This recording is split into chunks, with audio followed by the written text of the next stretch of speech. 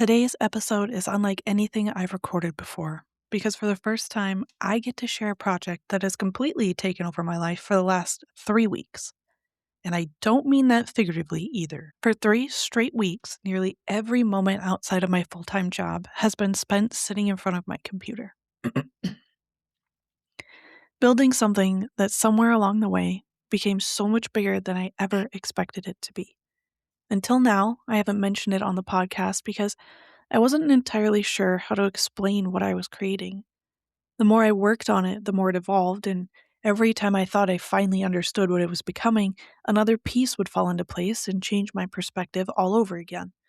It wasn't until a few days ago that I finally found the words for it. See, I thought I was building a website, and that sentence is technically true, but it also feels incredibly incomplete. If I only told you that I'd spent the last 3 weeks building a website, you'd probably picture something fairly ordinary. Maybe you're imagining a place to listen to podcast episodes, read a few blog posts, browse upcoming books, or learn a little more about who I am. To be fair, that's exactly what I imagined too. In fact, when I first purchased the domain saltandsovereignty.com, that was the entire vision. I just wanted a home for the podcast, a place where everything could live together, and maybe years from now, somewhere I could eventually host retreats or share other projects. It was a simple idea, one that felt practical and manageable, and if you'd asked me then what I hoped it would become, I probably could have explained the whole thing in less than a minute. Looking back now, it's almost funny how small that vision was. Not because there was anything wrong with it, but because I'd absolutely no idea where it would eventually lead. If someone had told me that this little website would grow into a digital altar, a book of shadows, a living library, an apothecary, and eventually a place where people from all over the world could build and document their own spiritual practices, I would have laughed and assumed they had mistaken me for somebody else. None of those ideas existed when I bought that domain. They weren't sitting in a notebook somewhere waiting for the right opportunity, and they certainly weren't part of some elaborate master plan. They simply didn't exist yet. Somehow, over the course of 3 weeks, one idea kept leading naturally into another until I looked up from my computer one evening and realized I wasn't solving isolated problems anymore. I was building pieces of something much larger, even if I couldn't fully explain what that something was. The strange part is that I don't think this story actually begins 3 weeks ago. That's when I started writing the code, but the foundation had been quietly forming long before I ever opened my laptop. In hindsight, I can trace almost every decision I made back to the conversations we've been having here on this podcast over the last year. Every episode about healing, every conversation about sovereignty, every reflection on spirituality, every story I've shared about my own relationship with Hekate had been shaping the way I viewed this project without me even realizing it. At the time, they all felt like separate pieces of my life. It wasn't until recently that I understood they had been pointing toward the same destination all along. Many of you know that my spiritual path has become deeply intertwined with Hekate. There was a period not that long ago, though, when I seriously considered walking away from this podcast. It wasn't because I had stopped loving it or because I regretted starting it.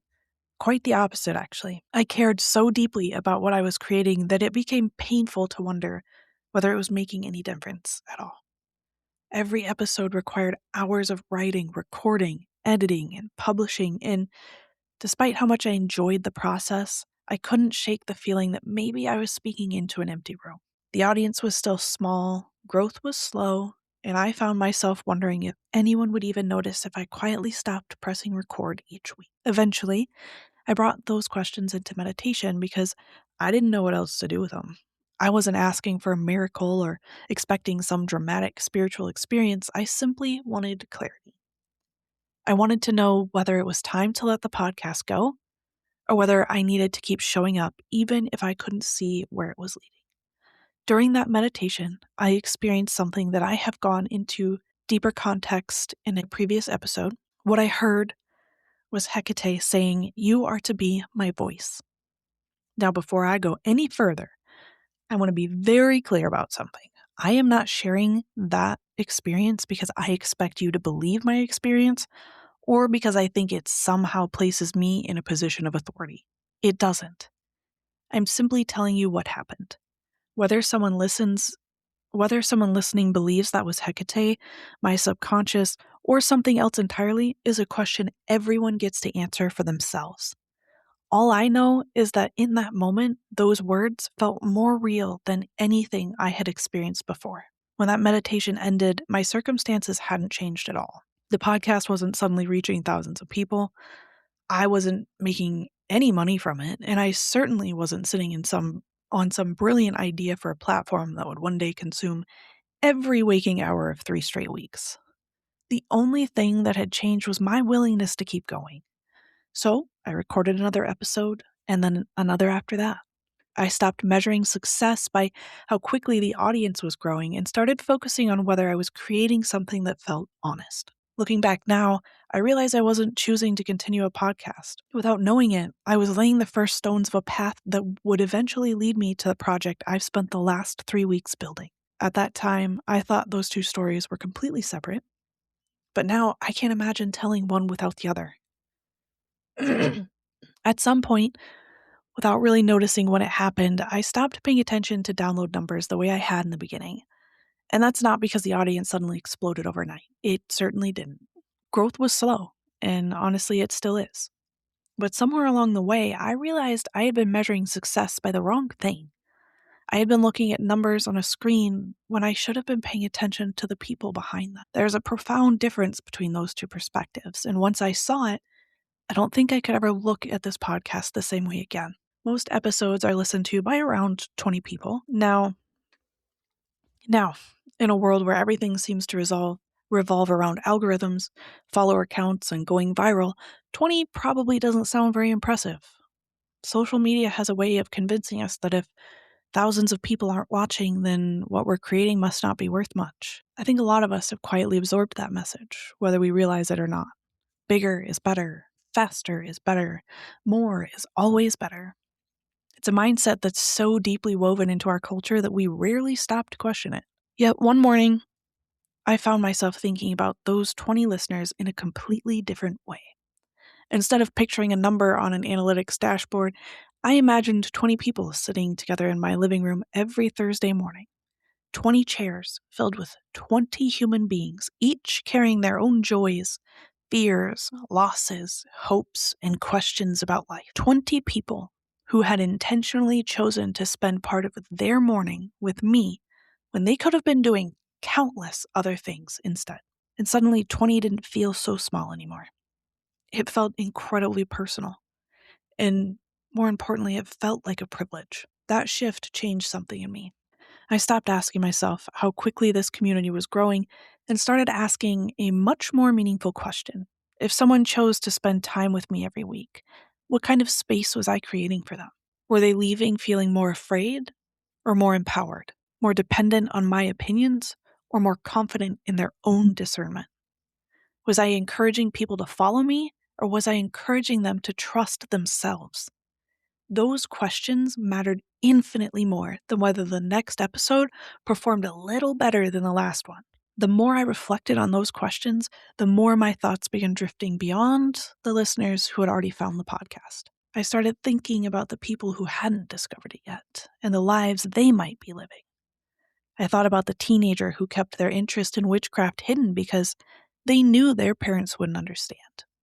I thought about the college student whose entire spiritual practice had to fit inside a single drawer because they shared a dorm room with someone else. I thought about the person living with chronic illness who desperately wanted to spend an afternoon tending an altar but barely had any energy to get out of bed.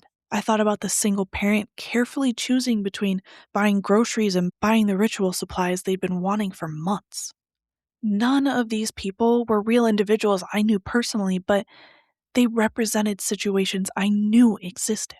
And once those possibilities entered my mind, I couldn't stop thinking about them. It also forced me to look honestly at my own journey. So much of my relationship with Hekate had been shaped by opportunities I hadn't even recognized as opportunities because they were simply part of my everyday life. I had privacy when I wanted to meditate. I had shelves where I could keep books without worrying somebody might throw them away. I had a home where I could leave an altar standing without wondering who might discover it. And over time, I'd been able to slowly collect tools that became meaningful to my practice. None of these things had ever felt extraordinary. They were simply the backdrop against which my spirituality had unfolded. It wasn't until I imagined people whose circumstances looked very different from mine that I realized how much access I had quietly taken for granted. We often talk about privilege through the lens of money, education, healthcare, or opportunity, and those conversations are incredibly important. But I don't think we spend nearly enough time acknowledging that spiritual access can also be a privilege. Being able to light a candle without fear is privilege. Having a private journal that no one else will read is a privilege.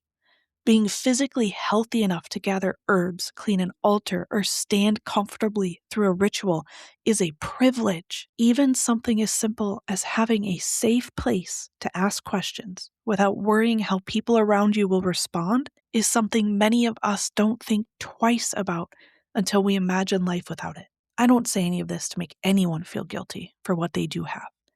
I say it because recognizing our own privileges changes the questions we're willing to ask. And the question that kept returning to me was surprisingly simple, yet I couldn't seem to shake it.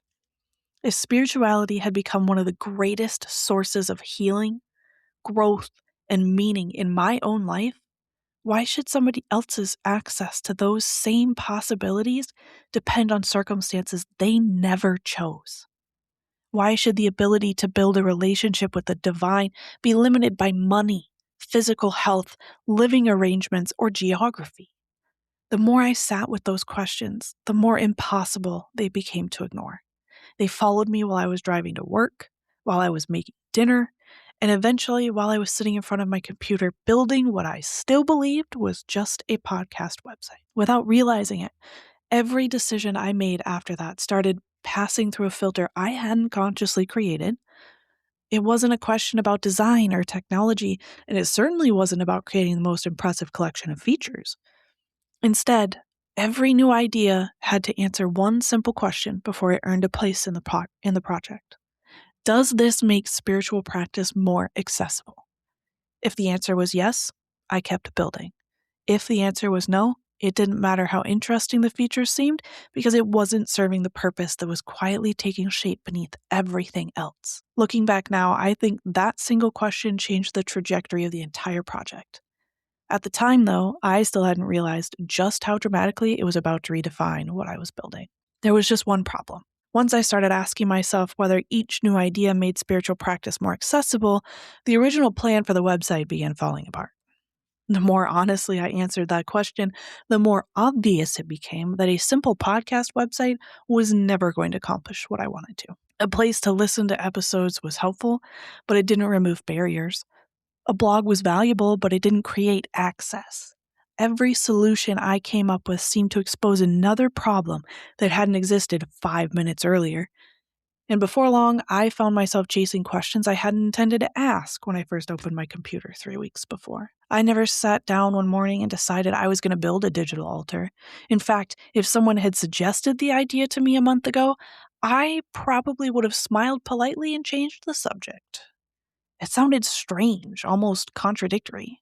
Spirituality has always been something I associate with tangible experiences, lighting a candle, holding herbs in my hands, feeling the warmth of a flame or the texture of stone beneath my fingertips. None of that seemed like something technology could meaningfully contribute to. But the more I thought about the people I'd been imagining, the more I realized I wasn't trying to recreate a physical altar. I was trying to solve a problem. What about the person who couldn't have an altar at all? That question refused to leave me alone. I kept imagining that someone living in circumstances where displaying spiritual tools simply wasn't an option. Maybe they lived with family who wouldn't understand. Maybe they shared a bedroom with roommates. Maybe they were navigating an abusive relationship, living in temporary housing, or recovering from an illness that made gathering physical supplies impossible. Whatever that reason, the result was the same. They weren't choosing not to practice. Their circumstances were choosing for them. Once I looked at it through that lens, the idea of a digital altar no longer felt like replacing something sacred.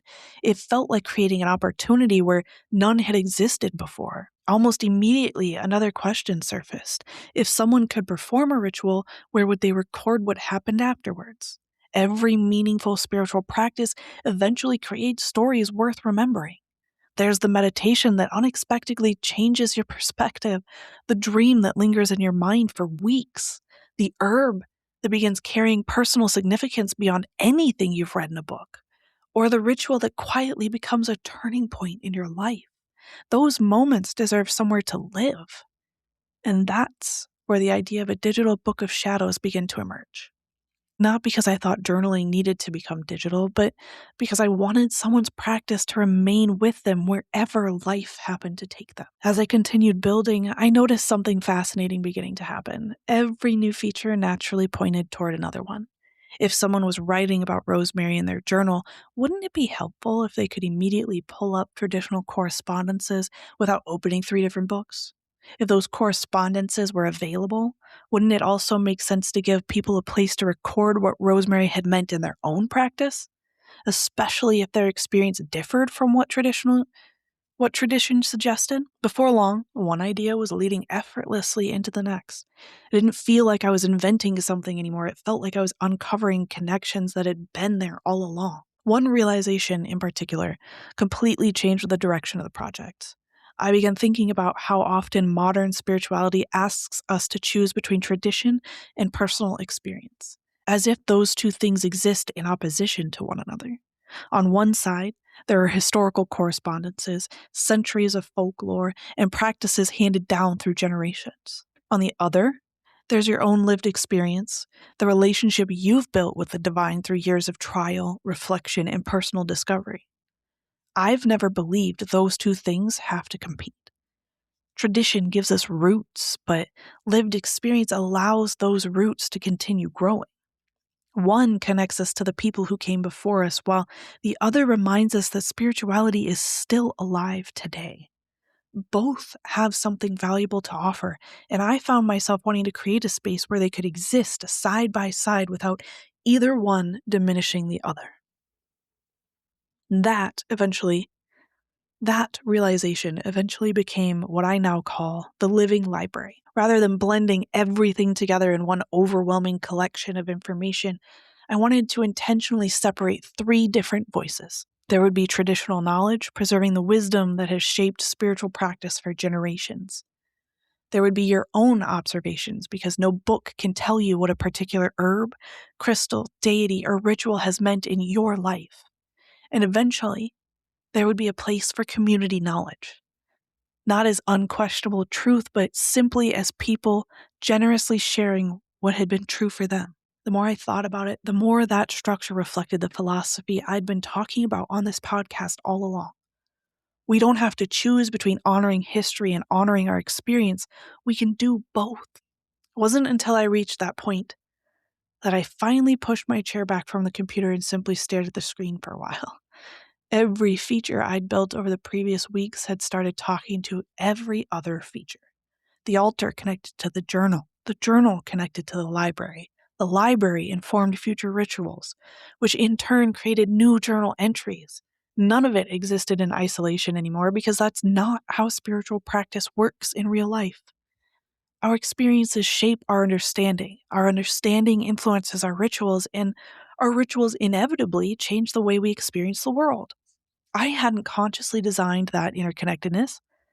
I had simply followed each idea to its natural conclusion until one evening I realized I was no longer looking at a podcast website. I was looking at a place where people could practice. That realization landed with a weight I wasn't expecting, because in an instant, the questions I'd been asking for weeks completely changed. Up until then, I'd been focused on features. What should I build next? What functionality was missing? How could I make this page work better? And those questions suddenly felt far less important than the one quietly replacing them. It wasn't about technology anymore. It wasn't even about the website. It became a question I found myself returning to over and over again. What kind of place do I want people to come home to? And once I asked that question, every decision after it became surprisingly clear. And by the time I reached that realization, everything changed. I wasn't asking myself what features belonged on a website anymore. I was asking a much more personal question. If someone arrived here carrying the same fears, limitations, or uncertainties I'd been thinking about for weeks, what would actually help them? Not what would impress them, not what would make the platform feel modern or polished. What would genuinely make their spiritual practice a little more accessible than it had been the day before? And once that became the question, the answers almost started revealing themselves. The first barrier I kept coming back to was the simplest one of all. What happens when someone doesn't have a place to practice?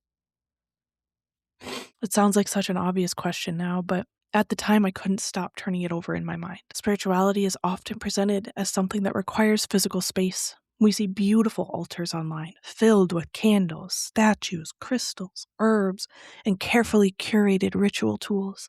And while I genuinely love seeing those spaces because they can be deeply inspiring, they can also unintentionally send a message that says, this is what spiritual practice is supposed to look like. When the truth is, for many people, it doesn't look anything like that. I kept thinking back to the person whose entire practice has to remain invisible, to the people who simply don't have the financial freedom to slowly collect the tools they see everywhere online, to the people living with disabilities or chronic illnesses that make setting up and maintaining a physical ritual space far more difficult than most of us realize. And none of those realities make someone less devoted, less sincere, or less worthy of building a relationship with the divine. They simply mean their circumstances look different. And that's why I want to be very clear about something before I go any further. I'm not trying to replace physical practice with technology. I don't believe a digital altar is somehow better than a physical one. And I certainly don't think a website can replace the experience of holding herbs in your hands, lighting a real candle, or standing quietly in front of an altar you've lovingly built over time. I'm blessed to have a physical altar myself, and I treasure it. If you're fortunate enough to have that, I hope you continue using it for years to come.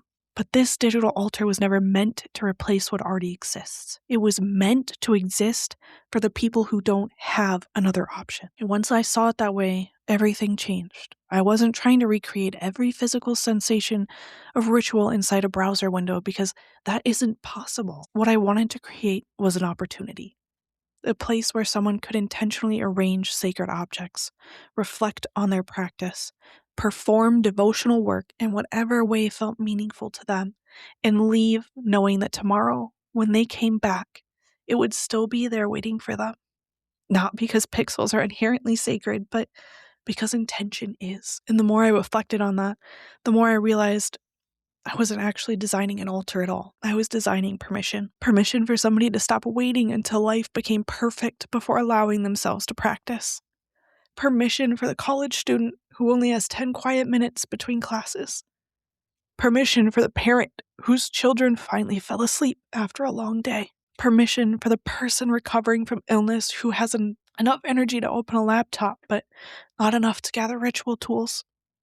Permission for anyone who has quietly believed that their circumstances somehow disqualified them from meaningful spiritual work. That idea became incredibly important to me because I don't believe the divine waits for our lives to become convenient. If anything, I think some of our deepest moments of connection happen in the middle of imperfect circumstances. They happen in hospital rooms, parked cars, tiny apartments, lunch breaks, and sleepless nights.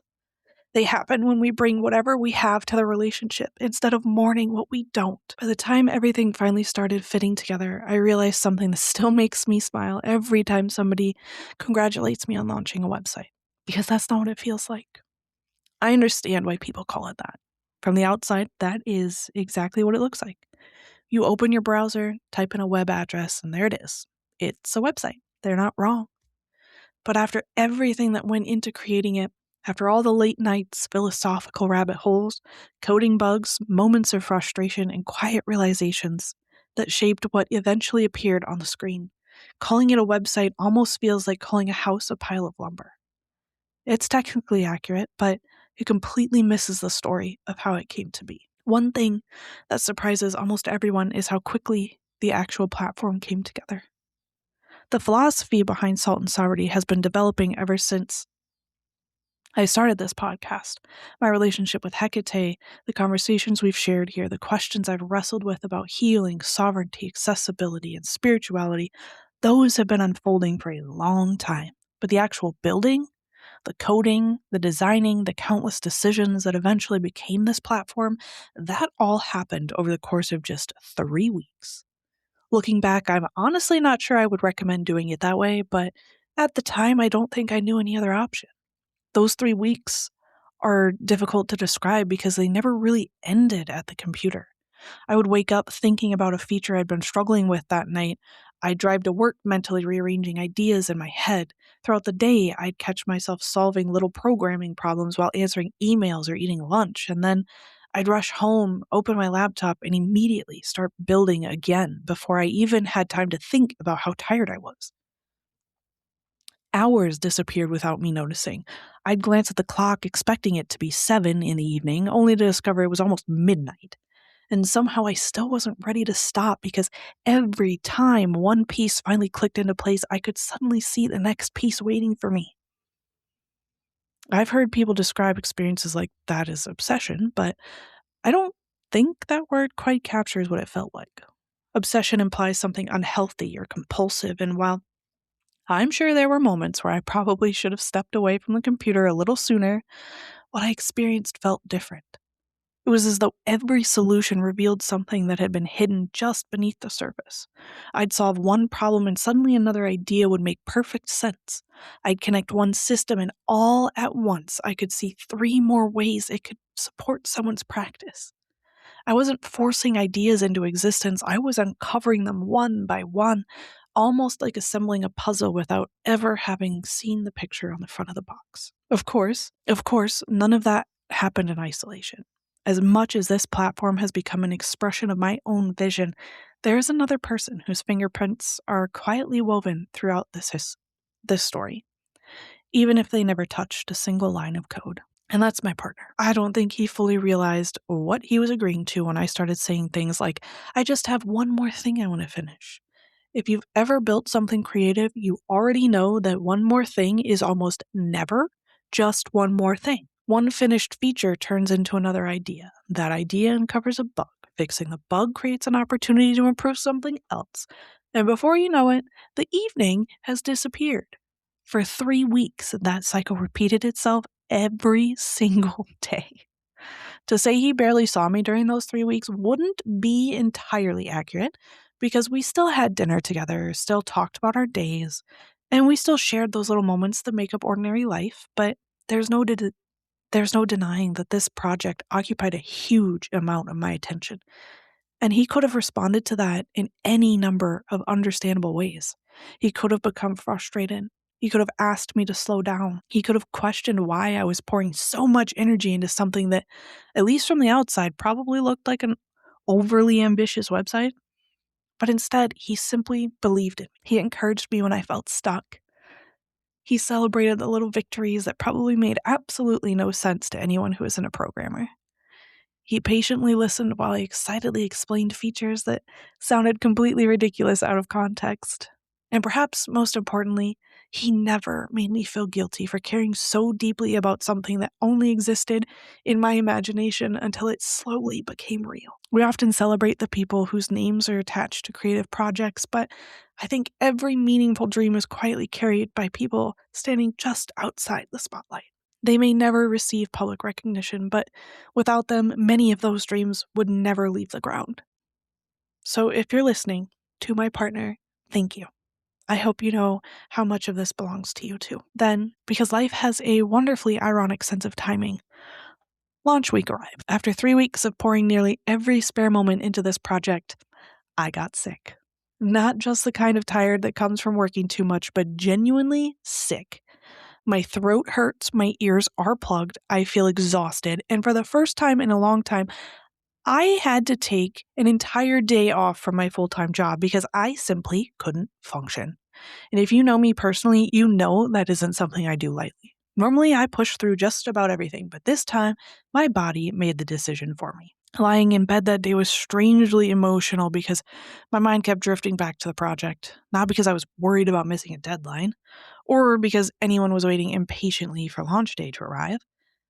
The thought that kept returning wasn't about the website at all. It was about the people I had spent weeks imagining while I built it. I found myself wondering if someone out there might eventually stumble across it during a difficult season of their life. Maybe they'd been curious about witchcraft for years, but had never known where to begin. Maybe they'd been practicing quietly, feeling isolated and unsure whether there was room for them in this community. Maybe they'd simply been looking for a place that didn't immediately tell them they were doing everything wrong. I wanted that first experience to feel like someone opening the front door of a home. Not a perfect home, not a finished home, just one where they felt genuinely welcome. That's probably the biggest reason I smile whenever someone says, "Congratulations on launching your website." Because in my heart, that's never been what this feels like. A website is something you visit, accomplish a task, and eventually leave behind. And that's never been my hope for Salt and Sovereignty. I don't want people to feel like they're opening another app or scrolling another feed. I want them to feel like they're arriving somewhere intentionally built for them, somewhere they can return to again and again as their own practice continues evolving. The funny thing is, even now, I don't think it's finished. Actually, I know it isn't. There are still rooms that haven't been built yet. There are ideas sitting in notebooks waiting for the right time, features that haven't even begun to take shape, and dreams that still feel far too ambitious to say out loud. I'm sure if you come back a year from now, the platform will look different than it does today. 5 years from now, I hope it looks different still. Growth isn't something I'm trying to avoid. In fact, I hope Salt and Sovereignty never reaches a point where it stops growing because spiritual practice itself is never truly finished. It's something we continue discovering for the rest of our lives. More than anything, though, I hope one thing never changes. I hope that whether someone has been practicing for 30 years or they're nervously typing the word witchcraft into a search bar for the very first time, they feel like there's a place for them here. Whether they follow Hekate, Brigid, Odin, Aphrodite, the spirits of the land where they live, or they aren't even sure what they believe yet, I hope they feel welcomed instead of judged. The world already has enough places that tell people they don't belong until they've earned it. I have no interest in building another one. Earlier in this episode, I shared the experience I had during meditation when I heard Hekate say, "You are to be my voice." For a long time, I assumed those words referred only to this podcast, and maybe they did, but over the past few weeks, I found myself wondering whether I misunderstood what they were really asking of me. Not because I think I'm meant to become someone's spiritual authority. Quite the opposite. If these conversations, this podcast, and now this platform accomplish anything worthwhile, I hope it's this. I hope they help people become a little quieter inside, just long enough to hear their own voice. I hope they feel empowered to ask honest questions, to explore thoughtfully, to honor tradition without becoming imprisoned by it, and to trust their own lived experience has value too. My relationship with the divine isn't supposed to become your relationship with the divine.